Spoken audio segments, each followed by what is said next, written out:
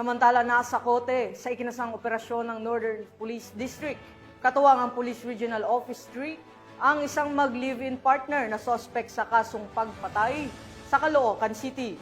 Alamin ang detalye ng report mula kay Patrolwoman Verna Gondran.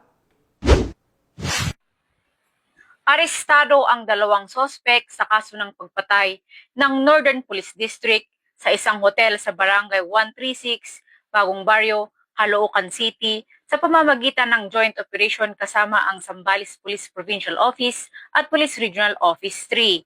Pasado 11:20 ng umaga, unang nadakip ang 30-anyos na babae habang bumibili ng sigarilyo.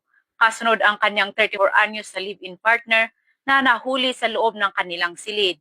Na-recover din ang isang 38 caliber revolver at itim na Subaru na umano'y ginamit sa krimen sa Palawig, Zambales kung saan pinatay ang dalawang babae kabilang si alias Kangkang, 24 anyos ng Masinloc. Kasalukuyang nasa kustodiya ng Zambales PPO ang mga sospek baril at sasakyan para sa kaukulang investigasyon at pagsasampa ng kaso.